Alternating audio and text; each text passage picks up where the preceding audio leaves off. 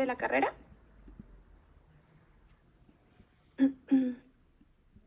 Cuarto año, creo. En cuarto año, muy bien. Pues bueno, me voy presentando. Yo soy la doctora Julieta. Estoy ahí en el servicio de dermatología del Hospital General de México. No sé si por ahí les toque hacer alguna práctica. Y sí, pues bueno, ahí me pueden encontrar. Pues cualquier cosa ahí les podemos apoyar. El tema de hoy, pues bueno, es un tema complicado, definitivamente. Espero que ya lo hayan revisado, porque en realidad es que con una clase de lepra, si no lo leíste previamente, si no más o menos tienes un panorama de lo que pues es complicado inicialmente solo en una clase. Yo les puedo decir que he leído muchísimas veces el capítulo y siempre se aprenden cosas nuevas. Definitivamente la lepra, si bien es una enfermedad pues muy vieja, una infección muy vieja que ahorita vamos a ir viendo que se describe desde hace muchísimos años, pero en realidad es algo muy complicado. O sea, es muy complejo, todavía hay muchas incógnitas referente a la lepra y pues la clase de hoy en realidad no busco hacerlos unos expertos en lepra, pero sí que identifiquen como las cosas un poquito más importantes y pues las características clínicas, ¿no? Y sobre todo que lo tengan ustedes ahí para el día que les toque ir a hacer el servicio social y demás, porque pues tristemente aún y con todo el esfuerzo que se ha hecho durante tanto tiempo, pues la lepra sigue siendo una enfermedad muy prevalente. Entonces, bueno, ya sin más preámbulos, vamos a empezar con el examen. Como les digo, siempre pongo yo un examen, habitualmente es escrito, pero bueno, pues ahorita por el tema de que estamos aquí vía Zoom, lo que vamos a hacer es esto. Yo voy a escoger a 5 personas, voy a leerles la pregunta, les digo, son preguntas de opción múltiple y pues ya vemos bien, mal, cada una vale 2 puntos sobre 10 y entonces ya esa va a ser la calificación para todo el grupo y ya yo se la pasaré a la doctora Abby y ella ya decidirá qué hacemos, ¿de acuerdo? Entonces, bien, ahí. Pues en la agenda del día de hoy vamos a hablar sobre una breve introducción sobre lo que es la lepra, los aspectos históricos, que la verdad es un tema bastante interesante hablando del tema cultural, un poco de epidemiología, la transmisión, algunos factores de riesgo, la etiología respecto a esto y la clasificación, ¿no? Que eso me interesa muchísimo que lo aprendamos, las manifestaciones clínicas de manera muy breve, el diagnóstico que digo, finalmente tampoco no es ahondar tanto y finalmente el tratamiento. Bien, entonces pues Mario todavía no está con su cámara, pero bueno, Mario, a ti te tocará la última pregunta. Mario Isaías. Entonces, bueno, vamos con la primera. Eh, ¿Algún voluntario? Dice, ¿cuál es el principal agente causal de la lepra y a qué grupo de microorganismos pertenece? ¿Alguien que quiera participar voluntariamente? O yo escojo. Ah, ya vi que la banda. Hernán, muy bien. ¿Cuál es tu respuesta, Hernán? Es la B, el Mycobacterium leprae y el Mycobacterium lepromatosis. Ambos son dociles Perfecto. fáciles al control. Muy bien, de acuerdo, perfecto. Muchas gracias, Hernán. Pues la A no puede ser porque Mycobacterium tuberculosis estamos hablando de otra enfermedad, Mycobacterium lepromatosis sí, pero pues bueno, aquí lo que no correspondería en el inciso A sería la tuberculosis, en el inciso B muy bien, Mycobacterium leprae y Mycobacterium lepromatosis, que son como este conjunto de bacilos ácido alcohol resistentes, como ya nos dijeron. Y pues bueno, Mycobacterium leprae pues no, porque no son espiroqueta y pues Leishmania nada que ver, ¿no? Muy bien, entonces la primera bien. Número 2 estaba para Andrea Camila Hernández. ¿Cómo se clasifica la lepra según la Organización Mundial de la Salud? Andrea. Sí, bueno, es la A, paucivacilar y multivacilar. Muy bien, excelente, gracias Andrea, perfecto. Muy bien, sí estudiaron. ¿Cuál es la característica clínica más relevante de la lepra tuberculoide? Esta va para Vanessa Rodríguez. Lesiones bien delimitadas, hipocrómicas eritematosas con marcada necrosis. Perfecto, muy bien, excelente, pues van súper bien, ¿eh? Ay, ya les di la respuesta. La siguiente, a ver, nos ayuda Amado Chiñas. Sí, doctora. A ver, la 4 es, ¿qué evalúa la leprominorreacción y qué resultado esperarías en una lepra tuberculoide?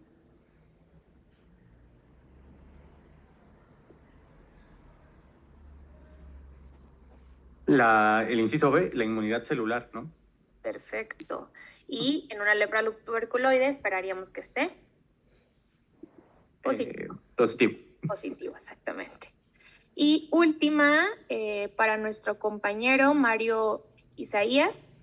¿Nos ayudas, Mario, por favor, con cuál es el esquema recomendado por la OMS, ojo, para la lepra multivacilar en adultos? Voy a buscar. Uh-huh.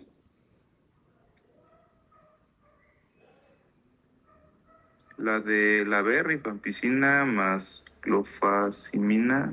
Yep. La C. Okay. En la C. Uh-huh. Acuérdate que en los... Bueno, ahorita lo vamos a platicar, pero en el caso de la lepra multivacilar, pues tratamos de dar quimioterapia múltiple, que le llamamos, o poliquimioterapia, que es rifampicina, clofazimina y dapsona.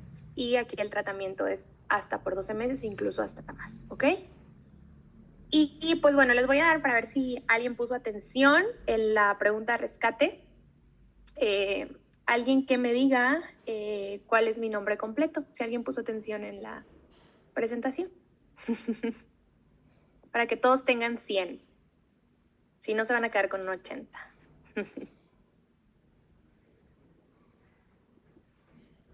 ¿Nadie? Bueno, se me hace que nos vamos a quedar con el 80. A ver. Julieta Loya Acosta. Ah, muy bien. Por ahí lo buscaron, ¿verdad? Muy bien, perfecto. Entonces, pues ya, con esto ya tienen su 10. Me da mucho gusto que hayan estudiado, perfecto. Y pues bueno, vamos a empezar ahora sí con la clase. Como les digo, la verdad es que es una clase a veces un poco tediosa, no les voy a mentir, pero pues la idea de la clase, o sea, lo que les quiero transmitir pues son como que los puntos básicos que se lleven a casa y que les digo, si bien pues no van a ser unos expertos, pero por lo menos que tengan como claros los conceptos, ¿no? Entonces, bueno, empezamos con lo que con la lepra, ¿no? La lepra anteriormente le conocíamos como la enfermedad de Hansen o hanseníasis, y pues tenemos que es una infección crónica granulomatosa. Esto va a ser debido al tipo de hallazgos en la patología que vamos a encontrar, entonces entra como en la clasificación de granulomatosas y que va a tener afectación tanto mucocutánea como neural, ¿no? El bacilo vamos a ir viendo a lo largo de la clase que tiene preferencia por el tejido neural, específicamente por el tejido neurológico periférico, ¿no? Nervios periféricos, ¿no? Y como ya platicábamos, pues es causada por el Mycobacterium lepra. Inicialmente fue el primer bacilo que se había descrito, pero luego al venir los años, precisamente aquí en México, se describe un segundo agente causal, que es Mycobacterium lepromatosis, que también da las mismas manifestaciones, ¿no? Aquí algo muy importante es que el agente es intracelular, entonces obligadamente tiene que crecer dentro de la célula, ¿no? Definitivamente, algo que sí hay que mencionar es que la lepra, pues a lo largo de todo el tiempo y a lo largo de la historia, ha sido un problema de salud mundial. Y desafortunadamente es una enfermedad que tiene una carga estigmática muy, muy alta. Y pues esto lamentablemente porque las repercusiones o las complicaciones que vemos en la lepra pues son muy aparatosas. Sin embargo, vamos a ver a lo largo de la clase que pues en realidad es esto, ¿no? Son meramente estigmas. Al contrario de lo que se creía en un inicio, estamos hablando muchísimos años antes, es que pues la lepra se creía que era muy contagiosa, ¿no? Incluso por ahí, si alguien está relacionado ahí con el tema bíblico, pues vemos que incluso se catalogaba a la lepra como un castigo divino, ¿no? Y la marginación que tenían estos pacientes, esas personas, pues era muy importante, ¿no? Entonces, contrario a la creencia que todos tenemos de que la lepra es muy contagiosa, pues la verdad es que no. Como les menciono, es una enfermedad que tiene muchísimos estigmas, muchas percepciones erróneas de la enfermedad y pues obviamente al avanzar en el tiempo nos hemos dado cuenta de todas estas barbaridades que se les hacían a los pacientes, de toda la marginación que tenían, ¿no? Lo que sí es importante es que hoy en día debemos tener en cuenta que tanto el diagnóstico y el tratamiento temprano son imprescindibles en el tratamiento de la lepra. ¿Por qué? Porque veremos que la afectación especialmente nerviosa es irreversible. Entonces, entre más rápido podemos pescar a estos pacientes, entre más rápido sospechemos y obviamente entre más rápido reciban un tratamiento, pues la discapacidad en tanto las zonas sacrales, que es lo que más afecta, pues va a ser menor, ¿no? Y la capacidad del paciente poder reincorporarse a su entorno pues va a ser muchísimo mayor. Y algo muy interesante, y creo que también es algo que ustedes deberían, quiero que algo que se lleven a casa, es que la lepra, pues a contrario de todo lo que tenemos como en mente, la lepra se cura. Entonces creo que eso es aquí la importancia de hacer un diagnóstico temprano. Algo muy rápido en respecto a los aspectos históricos es lo que yo les mencionaba. Ya hay referencias hasta 600 años antes de Cristo, pues aquí la historia tan conocida del mal de Lázaro. Les digo, si ustedes han tenido la oportunidad de tener ahí algún tipo de documentación con la cuestión bíblica, pues se consideraba un castigo, ¿no? Y está ahí. Y pues incluso se habla de que Jesús curó, ¿no?, enfermo de lepra. En la Edad Media empieza el desarrollo de lo que son los leprosarios, que eran estos hospitales, o bueno, estas hospitales, vamos a llamarlo así, en donde los clérigos se hacían cargo de estos enfermos, ¿no? Pero pues obviamente no recibían tratamiento y pues en el falso o en la idea errónea de que era muy contagiosa, pues a los pacientes se les marginaba, ¿no? Y hay miles de pinturas, cómo el arte va evidenciando estas cosas y es bastante interesante leer si les gusta algo así como de la medicina en el arte, creo que es un buen tema. Y pues bueno, hasta 1873 Gerard Hansen, que por eso se le llama la enfermedad de Hansen, pues descubre el bacilo, que le llamamos Mycobacterium leprae, y pues bueno, la enfermedad en un inicio lleva su nombre, hanseniasis. Ya para principios del siglo XX, pues bueno, ya empiezan los tratamientos efectivos con esta maravillosa fármaco que es el Dapsona, que es uno de los tratamientos principales para la enfermedad de Hansen o para la lepra. Y para 1980, pues ya como tal, ya era reconocido como un problema de salud a nivel mundial. Y tanto así que la OMS ya hace la introducción de lo que es la quimioterapia múltiple o la multiquimioterapia, que hace esta combinación de antibióticos, hablando de Dapsona, rifampicina y clofazimina, que al día de hoy pues es el tratamiento como estándar para la lepra, ¿no? En 1991, pues la OMS trata de poner como objetivo la erradicación de la lepra para el para los años 2000, perdón. Sin embargo, pues nos damos cuenta que esto todavía no ha sido posible. Aquí, bueno, esto a lo mejor no es tan relevante, pero sí como dato ahí cultural, en cuestión de la lepra, para poder hablar de respecto a si tenemos casos, no tenemos casos y demás, si la enfermedad está activa y no, pues lo que se hace, hay indicadores epidemiológicos, ¿no? Uno es la tasa de detección de nuevos casos por país, y algo muy interesante es que en la lepra la proporción de los casos en niños es un indicador de si la enfermedad está activa o no. Entonces, en casos de niños, si los niños presentan enfermedad basilar, o bien si ya los niños tienen una discapacidad grado 2, que esto nos habla de que ya vamos tarde en el diagnóstico, ¿no? Entonces, las OMS nos clasifica en regiones de baja endemicidad, que es en las áreas en las que no hay casos infantiles durante 5 años consecutivos. Y las áreas de alta endemicidad es aquella que tienen por lo menos uno o más casos en los últimos 5 años. Entonces, los casos de los niños son aquí claves para hablar de qué áreas son endémicas y qué áreas no son endémicas. Entonces, como platicábamos, para 1990, pues la OMS empieza con esta meta, este objetivo de la eliminación o erradicación como tal de lo que es la lepra, porque pues se considera una enfermedad, un problema de salud pública, ¿no? Y para esto, pues bueno, tampoco no es que se iban a registrar cero casos, en realidad es que no, simplemente lo que íbamos a hacer es que trataban de reducir la prevalencia al menos de un caso por cada 10,000 habitantes. Pero como les digo, en realidad esto pues no se logró. Hablamos que si bien sí hubo una reducción importante en el número de los casos de lepra por todos estos programas de salud públicas que se empezaron a implementar entre el 85 y hasta el 2022, se redujo, fíjense, desde 5.4 millones redujo hasta 165,459. O sea, es un número muy importante, pero pues seguimos ahí con alta prevalencia, ¿no?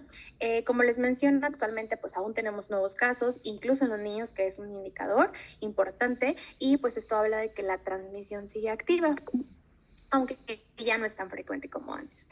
Hablando de los dos agentes etiológicos, pues tenemos, como platicábamos, la Mycobacterium leprae, que en promedio en el 2022 se registraron 170,000 casos.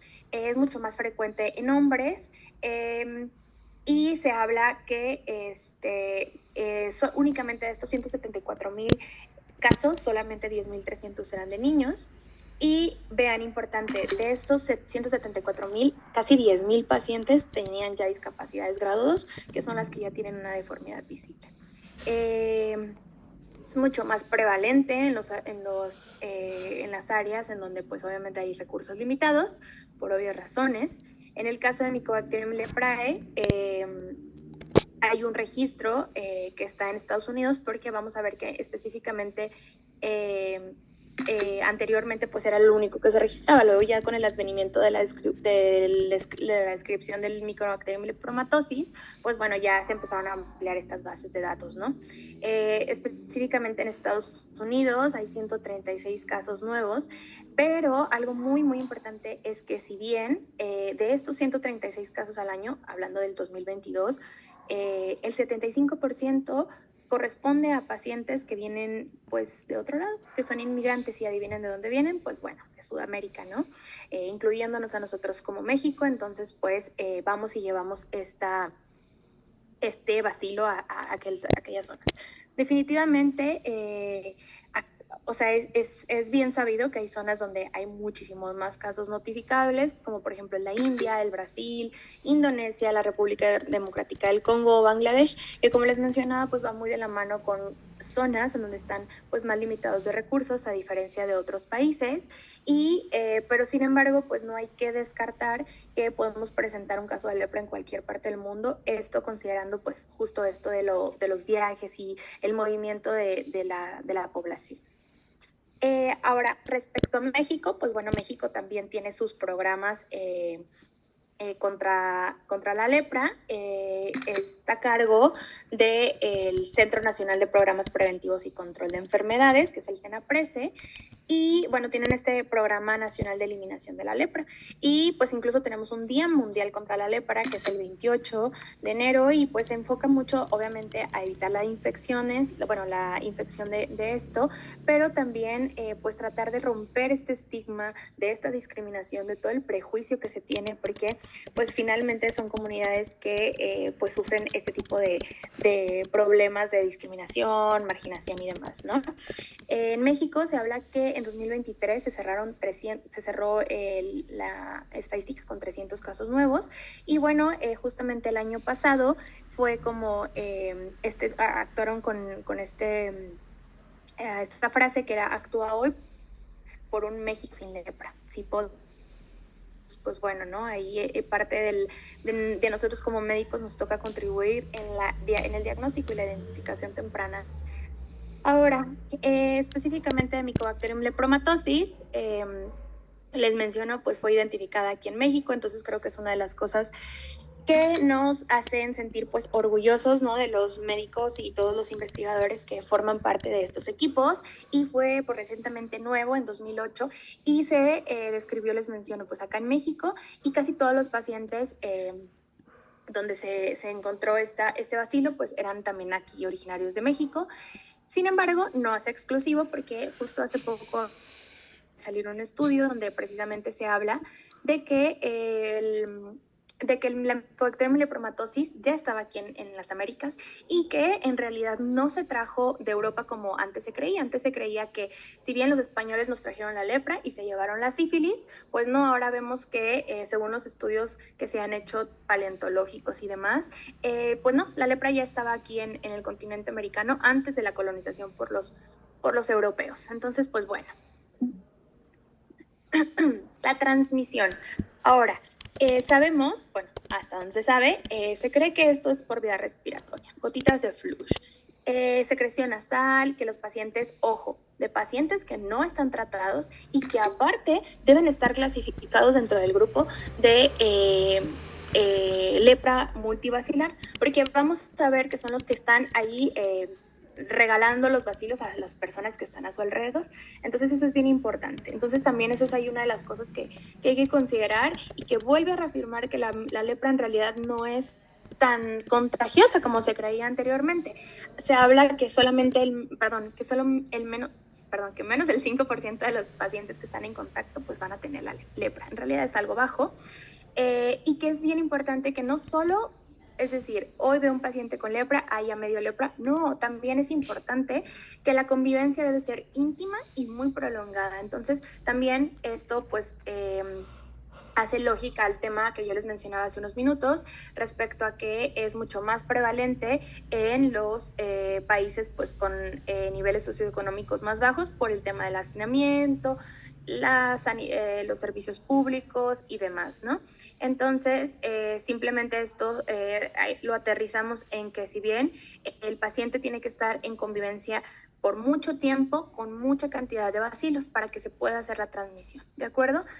Se habla de que pues primero se infecta el tracto respiratorio superior y que eventualmente hay una diseminación generalizada y también hay estudios que nos hablan que en algunos casos puede haber inoculación por medio de algún traumatismo, especialmente en la gente que trabaja con el reservorio, que ahorita vamos a hablar de eso, que es el armadillo de 9 bandas, y entonces como que esta gente que trabaja manipulando los armadillos o que se dedica a la caza o a la ingesta incluso, porque en algunas zonas también se consume, pues bueno, puede venir por ahí algún tipo de infección, pero no es lo habitual. Ahora, el reservorio, esto siempre les gusta preguntarlo en los exámenes, va a ser el armadillo de 9 bandas que se llama Dasypus novemsictus y pues es el único reservorio animal que está bien descrito, está bien estudiado por múltiples asociaciones y aún y cuando sabemos que los armadillos están infectados con este bacilo, porque ojo, es reservorio, entonces nada más ahí está coexistiendo con ellos, aún y cuando sabemos que pues está ahí, muy poca gente va a tener la infección y volvemos a la misma cifra, nada más que aquí hablamos de que el 95% de las personas naturalmente son resistentes a la lepra, que es muy similar a lo que les mencionaba yo, que el ataque, o sea, el riesgo de infectarte es menos del 5%, entonces pues es bien bajo en realidad. Ahora, factores de riesgo, pues bueno, los que ya mencionamos, uno, el contacto cercano, eso debe ser como el primer factor de riesgo que tenemos para adquirir la infección. Es mucho más fácil que nos infectemos que si tu contacto tiene lepra lepromatosa. ¿Por qué? Porque va a ser multivacilar. Por contrario a que si es una lepra tuberculoide, que va a ser paucivacilar, ¿ok? Ahora, la exposición al armadillo, pues definitivamente hay las cuestiones laborales o geográficas, porque, por ejemplo, se describe bien que en el sur de Estados Unidos el armadillo, pues, es más frecuente encontrarlo, pues, ¿no? Entonces, pues también esto puede ser uno de los factores de riesgo. También se han descrito factores genéticos, variantes en los genes, de la vía de la señalización NOD2, que está relacionada a lo que es la respuesta innata. Entonces, si tenemos estas variantes en esta vía, pues nos hace mucho más susceptible a contraer la infección. Y al final de esto, pues es una combinación de factores, ¿no? Es decir, tenemos que tener la susceptibilidad genética más la exposición para poder tener una manifestación clínica o una infección. Y por último, pues también la inmunosupresión, como a todos, o sea, los pacientes que tengan alguna inmunosupresión por algún trasplante, por quimioterapia, por la infección de VIH, o sea, cualquier situación que nos haga tener inmunosupresión, pues nos va a hacer mucho más vulnerables a cualquier infección y la lepra no va a ser la excepción. Sin embargo, pues no es lo más frecuente. Entonces, en conclusión, ya para entrar de lleno como más a la parte clínica, quiero que se lleven esto. 1, para adquirir la lepra se va a requerir una gran cantidad de bacilos. 2, una exposición prolongada con ellos. Y 3, tener una predisposición tanto genética o inmunológica, llámese inmunosupresión o tener ahí la mutación que les menciono. Y entonces de aquí viene la afirmación de un gran maestro de la dermatología, mexicana, el doctor Amado Saúl, que él en su libro menciona, no sé qué libro ustedes estén leyendo ahorita, pero pues si leen el Amado Saúl, que les digo, es uno de los libros de los maestros mexicanos de dermatología, él hace esta aseveración y dice, la lepra no la adquiere quien puede. Perdón, la adquiere quien puede, más no quien quiere. Entonces, bueno, ya en la etiología no me voy a detener mucho, como ya hemos platicado y ya ustedes contestaron correctamente en la clase, perdón, en el examen. Pues la etiología es dada por bacilos ácido alcohol resistentes del complejo que es el Mycobacterium leprae, que incluye Mycobacterium leprae y Mycobacterium lepromatosis. Y pues bueno, son estos bacilos que con la tinción Nielsen pues se van a ver así como larguitos, pues bueno, característicos de un bacilo. Y ojo aquí muy importante, el bacilo va a tener una replicación o una multiplicación lentísima. Entonces se habla que en realidad el periodo de incubación también puede llegar a ser muy largo, hasta de años. Crecimientos en la cuestión del laboratorio se puede crecer hasta dentro de 12 días. Como les mencionaba yo, es un organismo intracelular obligado, entonces nos es muy difícil cultivarlo en medios artificiales, prácticamente imposible, lo que hace difícil también el diagnóstico. Ahora, les pongo yo aquí que crece mejor a temperaturas entre 27 y 33 grados. Y ustedes me dirán, doctora, ¿y eso qué tiene que ver? ¿O eso por qué nos va a servir? Bueno, porque esto nos hace, y siempre se los menciono, porque eso hace que se acuerden de las zonas en las que le gusta afectar al bacilo, que normalmente son las áreas más frías del cuerpo, o las zonas sacras, como por ejemplo, pues la oreja, las manos, las zonas más distales. Y también hay como un fun fact o un dato curioso, es que el armadillo es un gran reservorio porque la temperatura corporal central del armadillo es de 34 grados, entonces realmente es como el lugar perfecto para que el bacilo se esté ahí replicando. Ahora, respecto al Mycobacterium leprae y Mycobacterium lepromatosis, o sea, sí están ya secuenciados, es decir, sí se ha comprobado que son dos agentes completamente distintos, pero clínicamente, es decir, en las manifestaciones que nosotros vamos a ver en los pacientes son indistinguibles. O sea, es decir, si tú tienes un paciente de primera vez, sospechas, sí es lepra y todo, no podemos clínicamente decir, esto es Mycobacterium lepra o esto es Mycobacterium lepromatosis. Tendríamos que hacer una secuenciación por PCR y demás y ya pues poder identificar qué tipo de agente es. Y pues nada, en realidad es que el tratamiento también suele ser el mismo y el pronóstico también. Entonces, pues si bien es importante saber que tenemos estos dos agentes, pero a la hora de la clínica hablamos solamente de un solo espectro, ¿ok? ¿Dudas hasta aquí? ¿Alguien tiene algún comentario? ¿Todo bien? ¿Voy muy rápido? Bueno, vamos a continuar. Muy bien. Vamos a seguir porque ya viene así como el tema un poco más complicado. Ahora, para hablar de la lepra, tenemos que considerar pues dos cosas importantes que yo siempre les digo a los alumnos. Uno, es que las manifestaciones clínicas siempre son bien diferentes. O sea, incluso nosotros todavía tenemos a nuestros maestros ya grandes, con 1000 de experiencia y todavía a veces nos dicen, la lepra es traicionera. No siempre es igual y no siempre es del libro. Y esto va a ser un reflejo o el resultado de la respuesta inmunológica que va a tener el paciente al complejo Mycobacterium leprae. Entonces, si bien pues obviamente nos apoyamos de las clasificaciones y todo, pero vamos a ver que incluso hay casos que no encasillan ni en uno ni en otro y luego nos quedan duda o que incluso van siendo cambiantes. Entonces, pues considerar eso. La clasificación que tenemos de la lepra va a ser dada principalmente por tres, no sé qué le piqué. Sí, si le pongo así como para que ustedes vean, ¿se ve que estoy apuntando o no? Sí. O sea, se ve lo que les muestro, ¿verdad? Sí. Ok, perfecto, gracias. Entonces les digo, la clasificación básicamente toma en cuenta 3 puntos importantes, que uno es la manifestación cutánea, las manifestaciones cutáneas o las manifestaciones clínicas, tanto cutáneas como neurológicas, los hallazgos histopatológicos y el número de bacilos que se van a presentar en la dermis. Y pues vuelvo a lo mismo, que esto se va a correlacionar con qué tanta capacidad inmunológica va a tener el huésped. Y de ahí deriva, bueno, ahorita lo vamos a ver, espérenme. Bueno, ahorita vemos esa parte. Pero entonces, la OMS lo que hizo dentro del programa que les platicaba yo, de tratar de erradicar o tratar de minimizar la cantidad de nuevos casos por lepra, pues bueno, trató de hacer una clasificación sencilla, útil, para que la gente que no tuviera experiencia hablando de los médicos, es decir, es imposible que todos los casos de lepra los vea de primera vez un dermatólogo, que es el especialista, pero entonces ellos dijeron, bueno, vamos a tratar de hacer una clasificación que pueda ser útil para todos los médicos de primer contacto, para todos los que no tengan incluso experiencia o incluso hasta las mismas personas que nos están apoyando, que no son como tal el personal médico.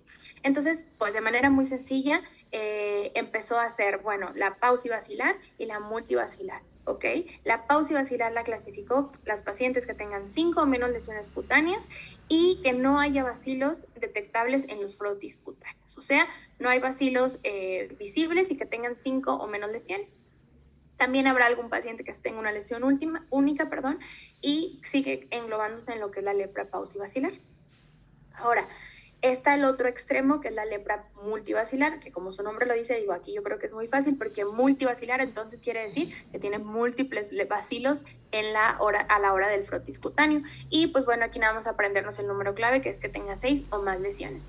Y entonces, bueno, ya habiéndolo clasificado así de manera muy general, pues podemos englobar a los pacientes en 2 grandes grupos. Sin embargo, vemos que es mucho más complejo que esto, ¿no? Es todo un espectro de la enfermedad, y yo creo que esta tabla es clave para que la estudien en casa, para que se la aprendan y para que tengan como la diferencia ahí, las diferencias ahí comparativas de cada uno de los tipos. Entonces, primero nos situamos en la primera clasificación y en lo más básico, ¿no? Que es la pausivacilar y la multivacilar. Ahora, la clasificación de Ridley y Joplin, esta viene derivada justo de lo de la OMS, pero pues obviamente es una mucho más compleja y esta ya es como más para especialistas, ¿no? Pero igual es importante que la conozcan. Entonces, bueno, ya tenemos el espectro y luego tenemos el extremo, como yo les digo, el extremo como más bueno, por así decirlo, que es la tuberculoide. Y en el otro extremo tenemos como el lado malo, por así llamarlo, que es la lepra lepromatosa. Y en medio de estos 2 extremos, que es la tuberculoide, que estos son los polos que le llamamos, tenemos 3 opciones, que tenemos la borderline o la media, que es la típica amiga que no sabe, no se decide si me gusta, no me gusta, si me voy, no me voy. Así, hagan de cuenta, justamente eso. Está ahí, puede tener manifestaciones de tuberculoide, pero también puede tener de lepromatosa. Y ojo, estas son las lepras que nos causan más trabajo para el diagnóstico, porque finalmente no sabemos a cuál polo va a migrar. Al polo bueno, por así llamarlo entre comillas, que es el tuberculoide. Y lo llamo bueno porque, ahorita les voy a decir por qué le llamo el polo bueno, o la border que se va a ir a el lado malo, que es la lepromatosa. Entonces, ya de ahí, pues podemos tener como las de en medio, la que ya se está convirtiendo en tuberculoide y la que ya se está convirtiendo en lepromatosa, que es esta parte de aquí. Ahora, algo importante que mencionarles es que una vez que el paciente ya se estableció en tuberculoide, ya no va a volverse a ir al otro extremo. Una vez que ya el lepromatoso no va a migrar a ser tuberculoide. Eso es muy importante. Pero si tenemos la border que está como tuberculoide, sí se puede ir al otro lado. Mientras no esté completamente establecida, puede migrar. Y no se diga la borderline o la del medio, ¿no? Ahora, ¿por qué les digo yo que la tuberculoide es como la buena, por así decirlo? Porque en realidad esto se traduce en que la inmunidad del paciente es muy buena, tan buena que encapsuló al bicho, que encapsuló el bacilo, y entonces se queda como una lesión, vamos a decir, única, o una lesión pues limitada o controlada, por así decirlo. Van a ser lesiones maculares, hipopigmentadas, que los bordes están bien definidos, a veces están elevados. Normalmente es asimétrico, es decir, solo va a haber de un lado. Y aquí, ojo, como ya hubo daño neuronal ahí, pues sí va a haber anestesia, va a ser una placa anestésica, que es una de las claves diagnósticas. Ahora, veremos que la lepra tiene riesgo de presentar reacciones inmunológicas. La lepra tuberculoide, bien la lepra polar tuberculoide, tiene muy poco riesgo. Y a veces estas son las reacciones que nos dan un poquito de miedo a la hora de iniciar el tratamiento, porque es uno de los desencadenantes. Ahorita lo vamos a platicar. Y pues bueno, la histopatología, que son granulomas bien formados. Granulomas, ustedes imagínense que es como igual que en la tuberculosis, es como capsulita que forma nuestro mismo cuerpo con todo el tejido inmunológico y como que es la manera de retener la infección, ¿de acuerdo? Y pues aquí, al tener contenida la infección, pues no va a haber bacilos ácido alcohol resistentes. Y por el otro lado, pues en la lepromatosa va a ser prácticamente que lo contrario, ¿no? Aquí van a ser lesiones mucho más diseminadas, pueden ser placas, pueden ser nódulos, o a veces está la lepra lepromatosa difusa, que bueno, es ahora sí que la afección de todo lo que es la zona de la piel. Aquí sí va a ser simétrico, como tal aquí no hay datos de anestesia. Y ojo, aquí el miedo que tenemos es que las pacientes nos hagan reacciones inmunológicas, como la reacción tipo 2, que es característica de la lepra lepromatosa. Aquí el hallazgo histopatológico no va a ser un granuloma y obvio, bueno, aquí, perdón, aquí eran globias, pero los bacilos se agrupan, son tantos que se van agrupando en globias. Ahorita les voy a mostrar una imagen, pero sí se les llama globias, ahí nada más error de dedo. Y la lepra limítrofe o intermedia, por ahí así llamado, o border, pues ahí es una mezcla, ¿no?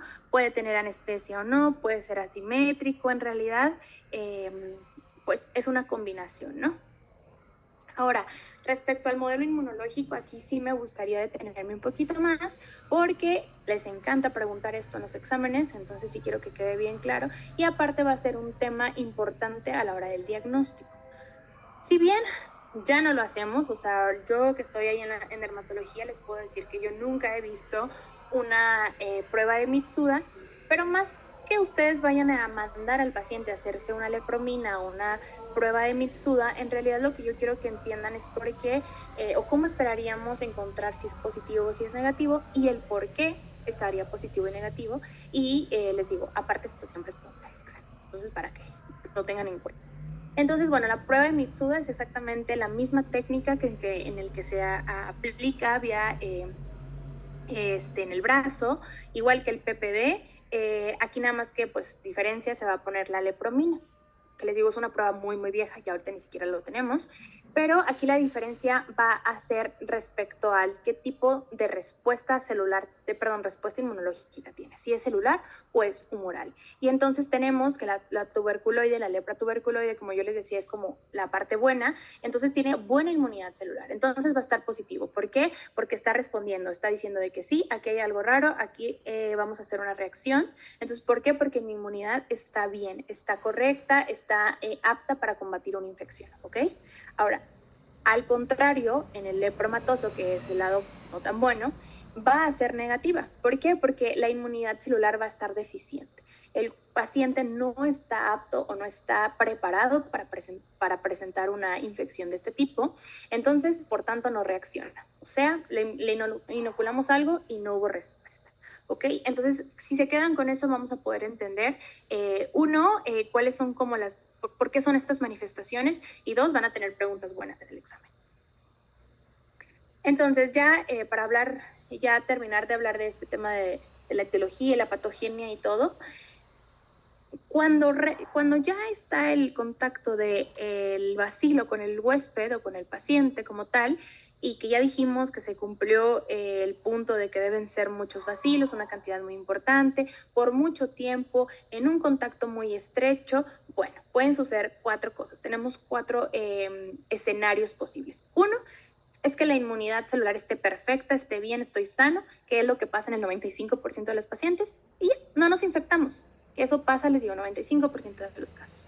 O tenemos una inmunidad que está súper alerta, súper exacerbada, que en cuanto está en contacto destruye los bacilos, hay hipersensibilidad, y ¿qué hace? Lo encapsula. Y entonces hablamos de una lepra tuberculoide, ¿ok?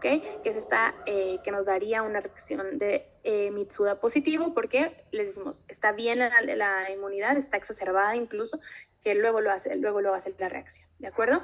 Ahora tenemos la inmunidad parcial o cambiante. Sí deja que se reproduzcan los bacilos, pero no hace granuloma, pero sí, pero no, entonces es la lepra dimorfa. Es esa lepra que no sabemos si se va a ir para un lado o se va a ir para el otro, ¿de acuerdo? Ahora, por último, tenemos el otro escenario que es el peor, que es en el que hay una falla inmunológica. Es decir, los bacilos llegan, se multiplican, se instauran, hay una proliferación muy importante, el cuerpo no lo puede retener. ¿Y qué es lo que hay? Una lepra lepromatosa, ¿ok?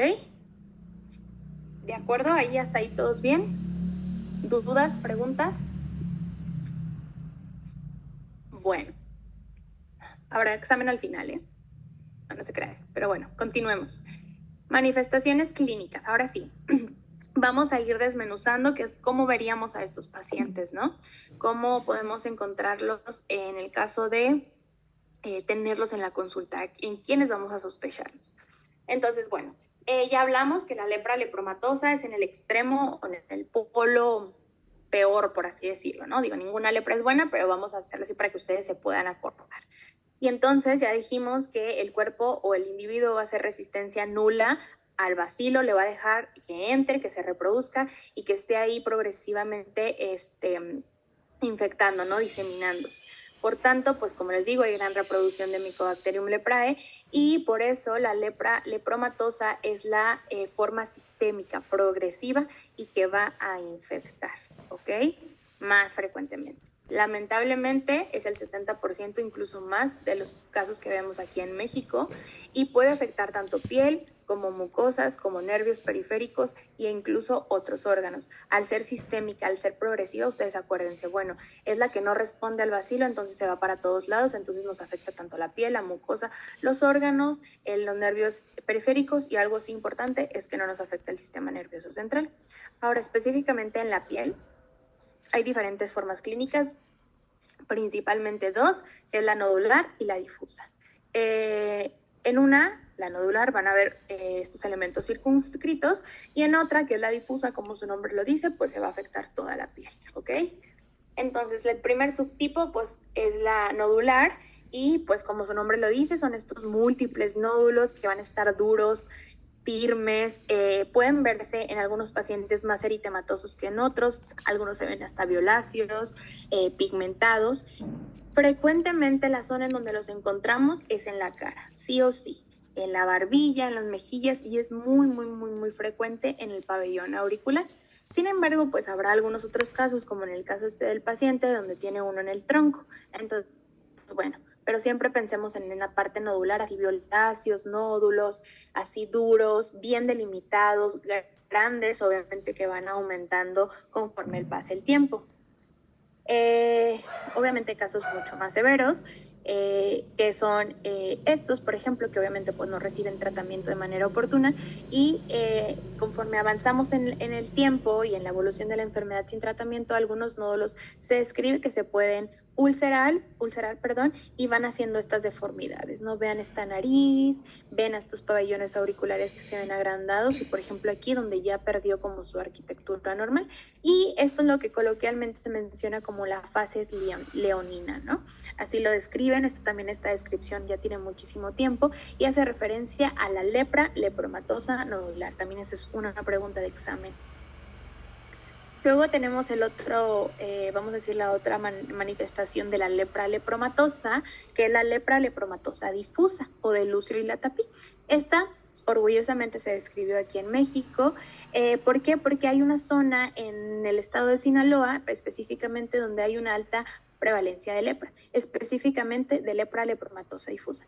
Y curiosamente, ahí mismo fue donde se empezaron a describir este nuevo agente que es el Mycobacterium lepromatosis, justo mismo en esa zona, y porque antes, muy al inicio, se decía que el Mycobacterium lepromatosis se relacionaba con este tipo de lepra, con la lepra lepromatosa difusa. Ahora ya vemos que pues los dos bacilos pueden dar las manifestaciones que sea, o sea, en realidad no son exclusivos, que era lo que yo les decía, son clínicamente indistinguibles, ¿ok? Entonces eso es algo importante, pero bueno, también sepamos que se describió aquí en México, ¿no? Y a diferencia de la lepra lepromatosa nodular, que pues forma, como su nombre dice, los nódulos, aquí es difuso, afecta toda la cara. Incluso la piel se ve súper lisa, súper brillante, bien turgente, y a eso es lo que le llamamos la facie suculenta, ¿no? Pero también es la primera fase, luego vendrá una segunda fase, creo que de esa no les puse foto, que es una fase atrófica, y es esta piel que ya se ve seca, se ve muy distinta a la primera fase donde se ve súper brillante. Incluso hay algunos autores que describen que estos pacientes se ven con una facies sana, los pacientes se ven bien. Pero pues bueno, ¿no? Hacen luego esta carita redondeada y algo muy importante, y también esto les gusta mucho preguntarlo en los exámenes, hace madarosis. La madarosis es la pérdida de la ceja, la pérdida de las pestañas y es algo característico de los pacientes que tienen lepra lepromatosa difusa. Como hablábamos de que la lepra lepromatosa es, vamos a decir, el lado malo, pues tiene manifestaciones sistémicas, ¿no? Que es lo que decíamos, sistémicas, progresivas, afecta piel, el tejido neurológico, otros órganos. Entonces, pues vamos a ver que también la mucosa nasal es una de las lesiones, es una de las zonas donde les gusta alojarse a los bacilos y a veces la cantidad de bacilos es tan grande que termina por perforarse el tabique, específicamente el tabique cartilaginoso. Ojo, tabique cartilaginoso. Y entonces al perforarse hace esta forma o esta descripción que se llama nariz sencilla de montar. Es muy frecuente la afectación de los ojos, puede haber tanto nódulos, tanto en párpados, en iris y eventualmente puede terminar en una ceguera, ¿ok? Órganos, se han descrito que la lepra puede alojarse en tanto hígado, riñón, es muy frecuente, testículos, vaso, y en realidad es que a veces es asintomática. Las complicaciones es que estos pacientes luego terminan por hacer amiloidosis renal, luego hacen una falla renal y terminan por fallecer por falla renal aguda, ¿ok? Entonces esto es por la afectación y porque se complican con amiloidosis renal, ¿ok? Ahora, vamos al otro extremo, ¿no? Al extremo bueno, al extremo no tan agresivo, que es la lepra tuberculoide. Como les mencioné yo al inicio cuando veíamos la tabla, es como el polo completamente opuesto, ¿no? A la lepromatosa. Esta, si bien pues también va a afectar tanto nervios como piel, pero aquí la diferencia a la lepromatosa es que no va a ser sistémica, es decir, la tuberculoide solo se va a quedar en la piel y en los nervios, ¿ok? Así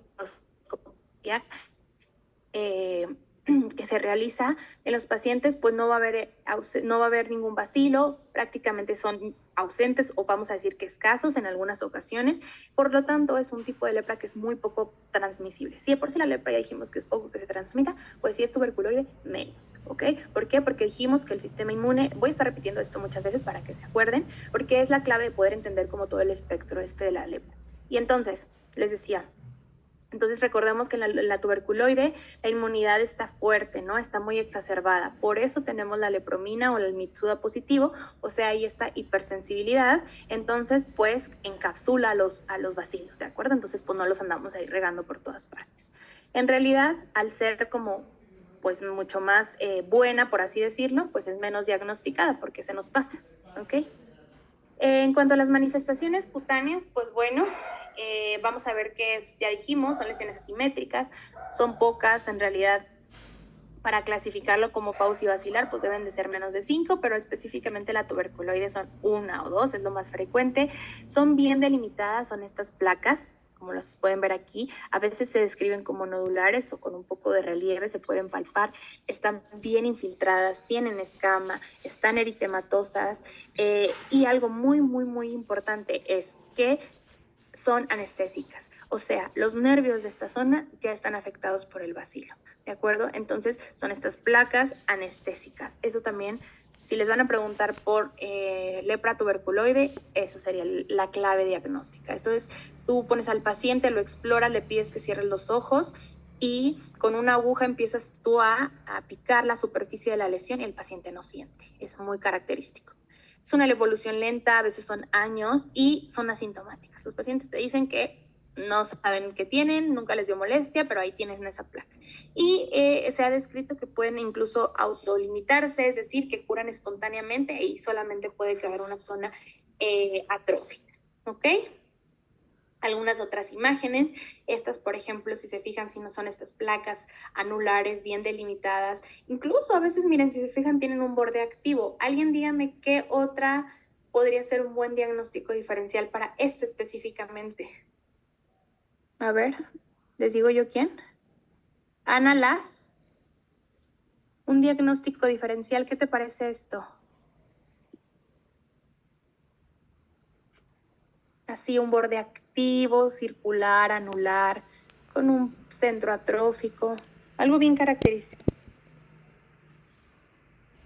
Pues la verdad, yo cuando vi la imagen estaba pensando como en algún tipo de quemadura, porque hay algunos químicos, ¿no? Que suelen quemar como en esta forma. No, pues no sería lo más frecuente, o sea, no pensaría en una quemadura, en realidad es que no, porque veríamos ampollas, veríamos más eritema, costras tal vez. A ver, Vanessa. ¿Podría ser un eritema migratorio? Ok, pues sí, te doy punto bueno, pero algo más frecuente, muchachos, algo más frecuente. Una tiña, ¿no? ¿No les parece una tiña? Circular, anular, borde bien activo.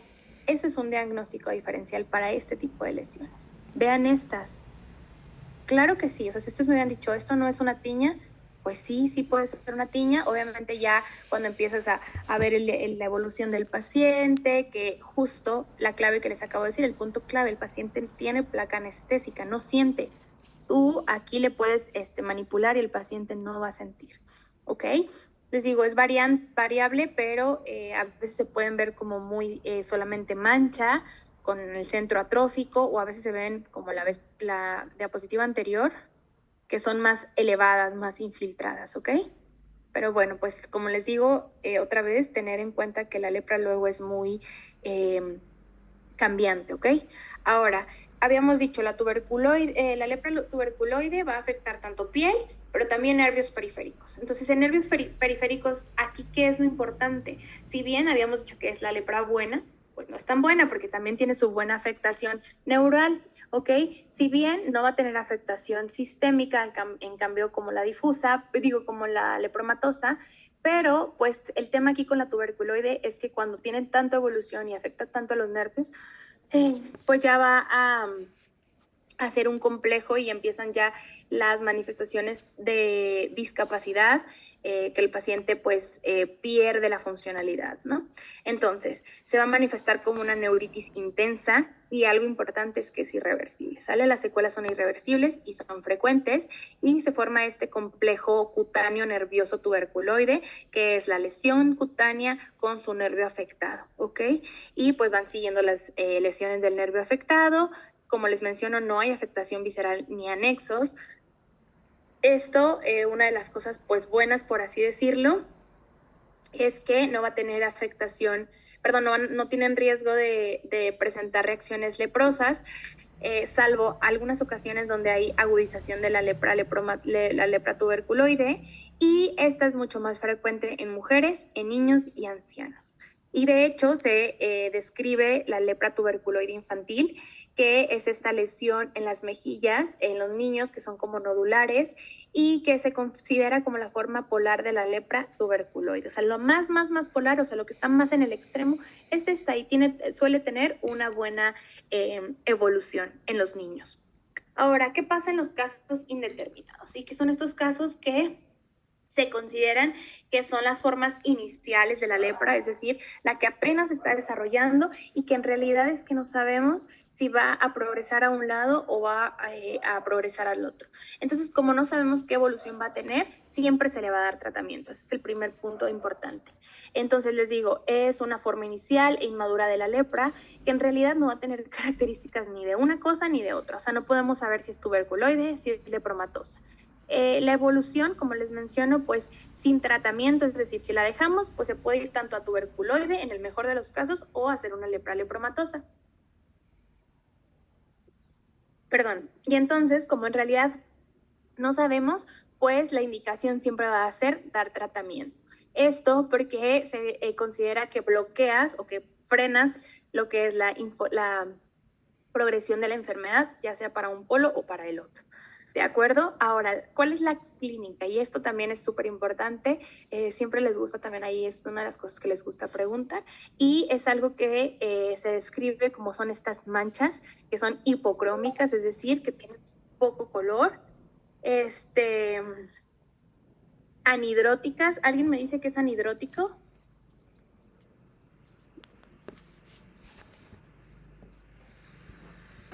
¿Alguien, no?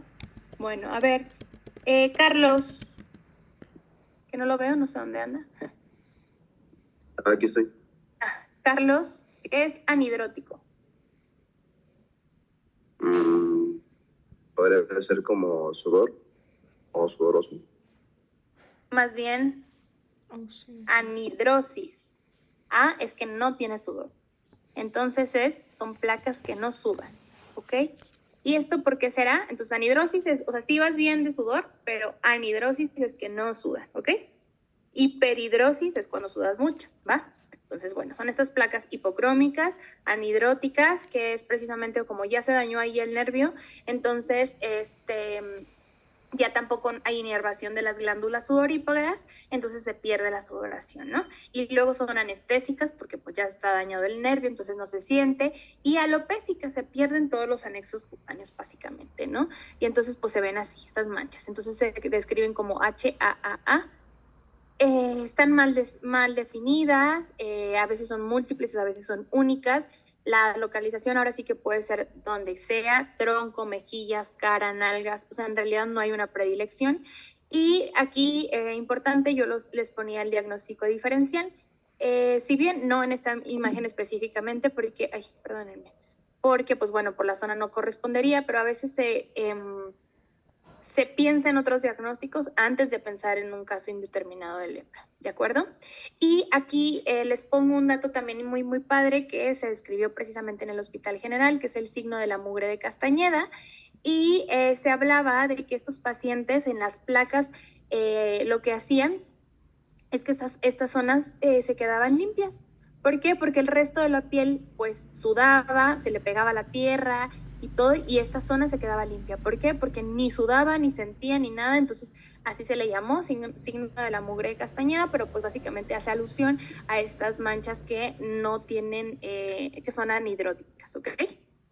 Ahora, en los casos indeterminados, no va a haber todavía compromiso de mucosas, de anexos ni vísceras, o sea, se queda todavía muy localizado a la piel, siempre y cuando estemos en el caso indeterminado, ¿no?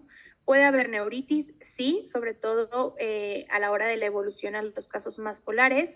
En cuanto a bacteriología, en realidad es que aquí no va a haber bacilos, o sea, es algo que va a compartir del polo tuberculoide, por lo tanto, no son infectantes, ¿ok? En cuanto al Mitsuda, aquí es muy importante y aquí es donde cobra como importancia saber leer la reacción del Mitsuda o la lepромino-reacción, porque si hablamos de que tú tienes un caso indeterminado, ¿verdad? Entonces, pues tienes ya tu paciente con las placas, hipocrómicas, anestésicas, anhidróticas, y entonces pues está la duda, ¿no? De que a dónde va a ir, al caso lepromatoso, al caso o al polo lepromatoso o al tuberculoide, perdón. Entonces, pues tú le haces la reacción de Mitsuda y si te sale positiva, ya dijimos, si está positiva es porque la inmunidad está exagerada, está exacerbada. Entonces va a encapsular. Y entonces estamos hablando de que va la evolución hacia el tuberculoide. Pero por otro lado, si le hacemos la lepромino-reacción y está negativa, problemas. Esa inmunidad no está apta, esa inmunidad está dejando entrar al bacilo y entonces nos inclinamos a que vamos a la evolución de lepromatosa, ¿de acuerdo? El diagnóstico siempre va a ser un reto para el dermatólogo o el especialista que esté viendo el caso.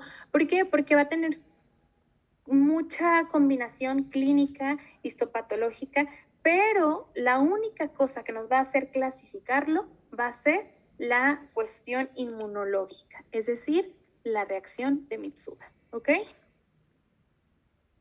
Luego tenemos los casos dimorfos o interpolares, que es este que yo les decía, la amiga que dice que sí quiere y lo que no quiere, que le gusta a uno, pero que no le gusta, entonces que no se decide, ¿no? Son formas inestables, así las describen, que pueden estar, que están justo en medio, ni de un lado ni del otro lado, pero que pueden tener ciertas variaciones. Ahora, por cuestión práctica, siempre se van a tratar como si fueran lepromatosos, o sea, como casos lepromatosos, como si se inclinaran al lado lepromatoso, perdón, por el tema de como esto es así como incierto, pues se prefiere como de más, ¿no? Mejor que sobre a que falte.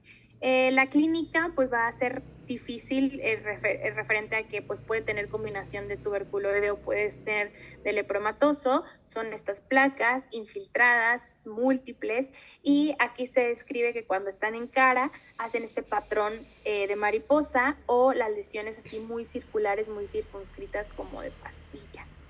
Y ¿qué más con esto?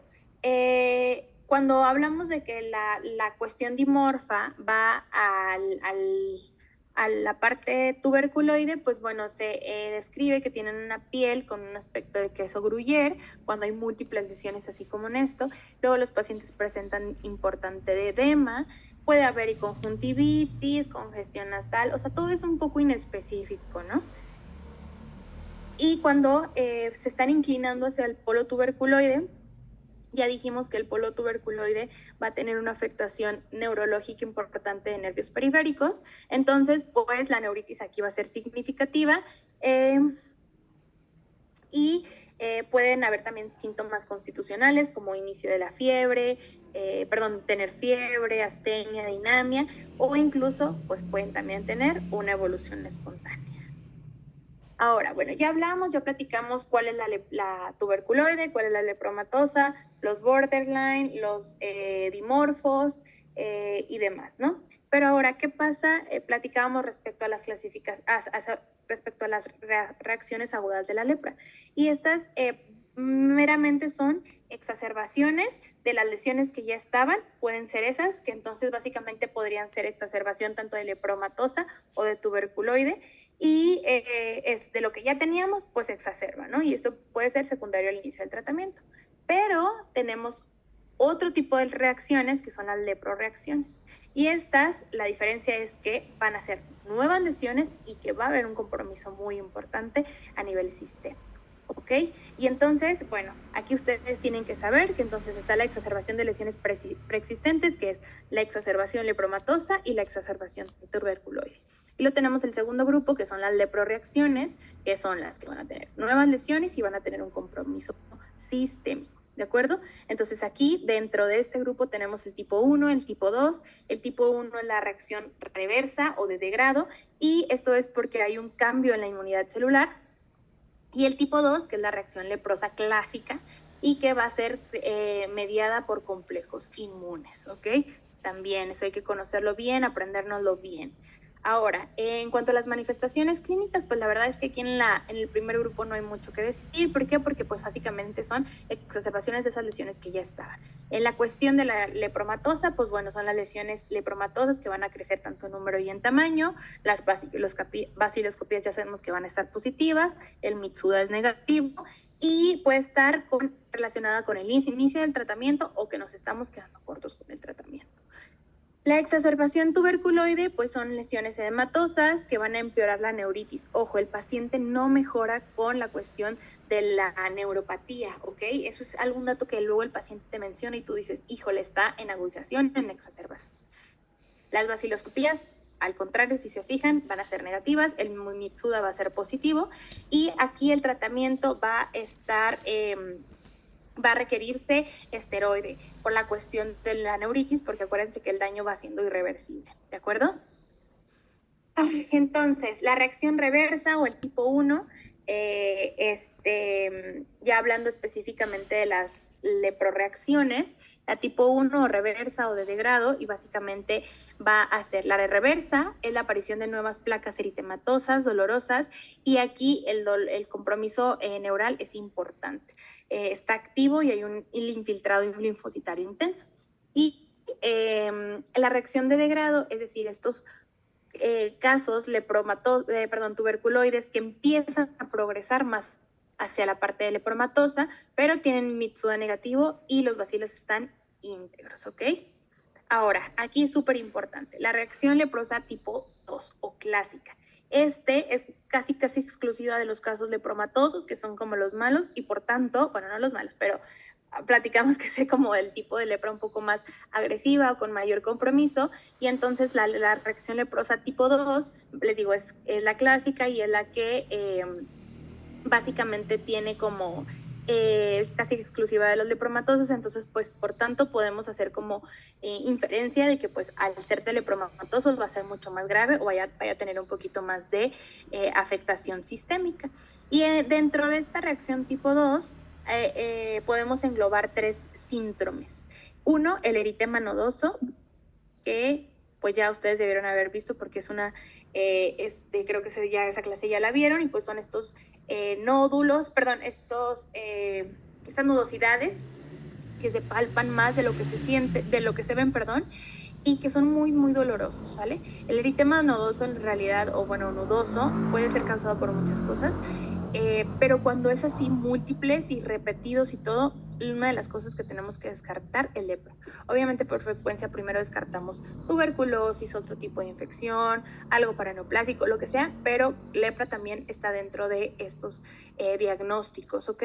Luego viene el eritema polimorfo, que son estas lesiones en tiro al blanco, que pueden ser producto también de la reacción leprosa tipo 2, y el más grave, que es el fenómeno de Lucio, que también se describió aquí en México, y también conocido como eritema necrosante, que básicamente es una vasculitis. Hablábamos que en la reacción leprosa tipo 2, es mediada por complejos inmunes. Entonces, básicamente lo que pasa es que estos complejos inmunes van pues ahora sí que tapando, por así decirlo, los vasos sanguíneos, y finalmente eso se va a traducir en necrosis, ulceraciones, y se describen estas lesiones abirragadas, así se llaman, como en galletas de animalitos, y básicamente esto es una vasculitis o un eritema necrosante por lepra. Creo que aquí les puse otra imagen. No, creo que ya nada más son estas dos.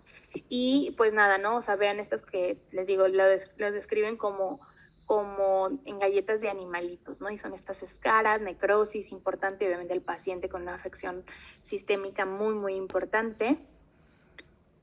Y pues nada más mencionar y hacer énfasis en la manifestación neurológica que tiene la lepra. ¿Por qué? Porque el bacilo de la lepra va a tener una especial afinidad por el tejido nervioso, específicamente por las células de Schwann, que si recordamos, pues son las responsables de estar fagocitando en el tema de los nervios periféricos. Y pues eso explica por qué la afección tan importante que tienen, la neuritis tan importante, ¿no? Y entonces, pues bueno, puede haber neuritis intersticial o perineural, en todas las formas de lepra, específicamente la tuberculoide, y se describe este engrosamiento que podemos ver aquí de los nervios. Puede ser desde el cubital, mediano, radial, en este caso aquí que es el auricular, y vemos el contrario del otro lado, pues cómo está engrosado el nervio, ¿no? Obviamente se va a presentar trastornos sensitivos como anestesias, hipoestesias, disestesias, alodinia, mil cosas, ¿no? Que va a ir refiriendo el paciente. Y junto con lo sensitivo también va a haber afectación motora, y pues aquí vienen ya la parálisis, las deformidades que luego se describen como mano en garra, pie caído, marcha equina, y pues esto explica por qué es esta enfermedad tan deformante, tan incapacitante, ¿no? También puede haber troficidad, se pueden presentar algunas úlceras, ahorita les traigo ahí unas imágenes, quemaduras, mal perforante palantar, y pues eso también va de la mano en que los pacientes, pues es como en el pie diabético, ¿no? Pierden esta sensibilidad, luego se lastiman, y se hace ahí un círculo vicioso, ¿no? Aquí está, por ejemplo, la mano en garra, como pueden ver, y cómo se ve el engrosamiento ya del nervio que se afectó, y pues el trastorno de la motilidad, y donde ya el dedo queda prácticamente flexionado, ¿no? Esta mano, por ejemplo, característica, es una foto ya muy vieja, porque pues ya les digo, la idea es que ya no lleguemos hasta estos extremos y que se puedan identificar de manera pues rápida, ¿no? Bien, ¿qué otra cosa les iba a mencionar aquí? Bueno, aquí cómo se va perdiendo también la sensibilidad, si se fijan, como la eminencia hipotenar también ya se va perdiendo, la mano está prácticamente toda flexionada, por ejemplo, aquí la paciente ya tiene lesiones por la pérdida de la sensibilidad y un mal perforante plantar. O sea, el paciente no siente, se lastima y ahí se va, justo como pasa en la neuropatía diabética, que eventualmente va haciendo estos efectos, ¿no? El diagnóstico, bueno, ustedes lo que deben de saber, lo importante para médicos generales, ustedes que apenas van a salir, uno, hay que pensar en la existencia de la enfermedad. No hay que omitir, no es que yo pensé, no, hay que tenerlo en mente porque lamentablemente en México, como les digo, todavía tenemos pacientes y no lo sabemos, pero ustedes tal vez se vayan a hacer el servicio social en alguna zona marginada en donde les toque ver alguna lepra y tener que enviarla, ¿ok? Puede afectar a cualquier persona, o sea, quítense de la cabeza eso de que solamente al estrato socioeconómico bajo, que sí es mucho más prevalente, pero por lo que ya platicábamos, pero en realidad es que no es exclusiva de estos, y el polimorfismo clínico que tiene. Se puede confundir con muchas cosas. Aquí ya unas compañeras dijo una quemadura, ahora quien dijo un migratorio, una tiña, o sea, en realidad es una amplia, la presentación clínica va a ser muy amplia. Entonces, de manera muy puntual, porque ya casi se nos acaba el tiempo, parámetros diagnósticos: 1, sospecha clínica; 2, bacteriológico; 3, inmunológico; y 4, histopatológico. De acuerdo a la baciloscopia de la linfa cutánea que se toma aquí en la oreja, del lóbulo de la oreja, de algún nódulo. Las tinciones, esto también lo tienen que saber, la baciloscopía se va a teñir con Ciel-Nielsen o con Fite-Faraco, que son tinciones para bacilos ácido alcohol resistente, ¿de acuerdo? Se nos va a reportar un índice bacteriológico que es referente a la cantidad de bacilos y eso nos va a orientar en qué polo estamos de la enfermedad, ¿de acuerdo? Y el índice morfológico, se reportan estos dos, que es el porcentaje de bacilos sólidos o viables contra los granulosos, que son los no viables. Pero bueno, eso ya es un poco más... pues deben de saber para qué tomamos la baciloscopía, ¿de acuerdo? Ahora, la leprominoreacción, pues es que básicamente vamos a poner estos antígenos de nódulos humanos o de armadillos, se inoculan como el PPD, por ejemplo, y con la lepromina se puede hacer la reacción de Fernández, que se va a leer de 24 a 48 horas, que en realidad es que no se utiliza de manera práctica, solo es de manera de investigación y está descrita, entonces pues hay que saberla, pero la que nos importa más es la reacción de Mitsuda, que es la que se lee a los 21 días, ¿ok? Diferente al PPD, ojo. Y esto lo que nos mide pues es la inmunidad celular. Ya sabemos que va a ser negativa en el caso de los lepromatosos. ¿Por qué? Porque ya sabemos que la inmunidad es mala, no está el paciente, la inmunidad no está lista para atacar una infección, entonces pues deja que el bacilo entre y se disemine, ¿ok? Acuérdense de eso. Ahora, cuando es positiva es en el tuberculoide, en que la inmunidad está agresiva, está fuerte, está exacerbada y entonces pum, reacciona luego y es el que va a encapsular y hacer un granuloma con el bacilo, ¿sale? La biopsia, bueno, la biopsia la podemos tomar tanto en piel, nervios, hígado, riñón, ahora sí que en donde se presente, y pues aquí no tienen que saber en realidad tanto porque es algo como más ya de especialidad, pero en cuanto a la lepromatosa hay múltiples células de Virchow y pues los bacilos van a ser abundantes y se describe lo que es la banda de una, que es esta que está por acá. Y luego tenemos en el tuberculoide otra vez el granuloma con células epitelioides y de Langhans. Ya no va a haber banda de una. Aquí, por ejemplo, tenemos una célula de Virchow y miren nada más cómo está lleno de estas cositas rositas que son los bacilos, ¿no? Bacilos ácido alcohol resistentes. La indeterminada, pues no sabemos en realidad el hallazgo que podemos tener, y la dimorfa, pues habrá mezcla, ¿no? Tanto de cuestiones de la lepromatosa como de la tuberculoide. Ok, tratamiento, ahora sí, importante también, pregunta del ENARM, pregunta del examen, pregunta de la vida. ¿Qué fármacos vamos a utilizar? Pues los principales que están ahorita para lepra, que son como el gold standard, es la DDS o la Dapsona, que es bacterioestática, es muy económica. Bueno, en realidad no es tan económica, ya ahorita ya no es tan económica y es complicada ahorita de conseguirla, pero todavía se consigue y los pacientes la toleran bien. La dosis va de 50 a 100 miligramos al día y lo que hay que vigilar pues es anemia y que vayan a hacer un eritema pigmentado fijo. Luego viene la clofazimina, que esta va a tener actividad antileprosa y antiinflamatoria. La dosis es de 50 miligramos al día. Y aquí lo único que podemos tener como efecto adverso es que los pacientes se pigmentan. Pero en realidad es que, pues, riesgo-beneficio, ¿no? Y por último tenemos la rifampicina, que es un bactericida, es el más potente de los tres. Y la dosis, ojo aquí, 600 miligramos al mes. al mes, no diario, al mes, ¿ok? El tema aquí con la rifampicina es que es muy limitada. En realidad aquí en México les puedo decir que es muy complicado encontrarlo. Al menos así en las farmacias los pacientes no lo consiguen y pues es muy caro, ¿no? En el caso de que nos estemos enfrentando a un caso de resistencia a la dapsona, pues hay que usar la poliquimioterapia que hemos estado mencionando a lo largo de la clase y que básicamente es la combinación de estos tres.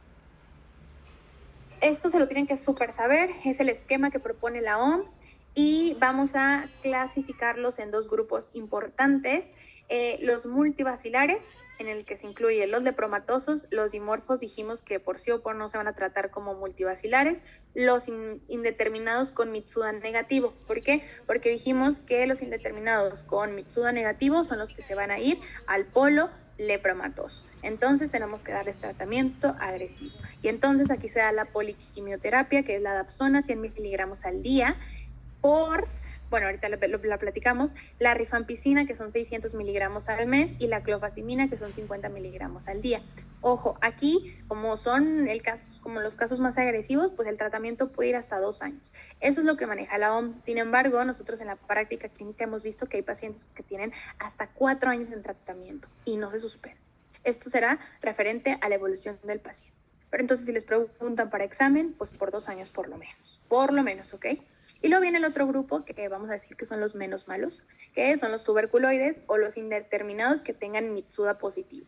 ¿Por qué? Porque dijimos que los indeterminados que tengan Mitsuda positivo son los que van a irse hacia el polo tuberculoide. Entonces ahí podemos justificar usar un esquema para pausivacilar, que como tal no es la poliquimioterapia. En este caso solo se da dapsona, 100 miligramos al día, y se adiciona con rifampicina también, 600 miligramos al mes. Aquí no se utiliza la clofazimina y el tiempo de tratamiento es mucho más corto, de 6 meses nada más, ¿ok? Obviamente les digo, esto es reservado a la evolución del paciente, esto es lo que te marca la OMS, pero en realidad es que la realidad es que los tratamientos a veces se pueden extender por más tiempo, aun y cuando sean pausivacilares. Y algo importante es que se considera el uso de esteroides por la neuritis, ¿ok? Dosis hasta de 25, 50 miligramos al día, ¿de acuerdo?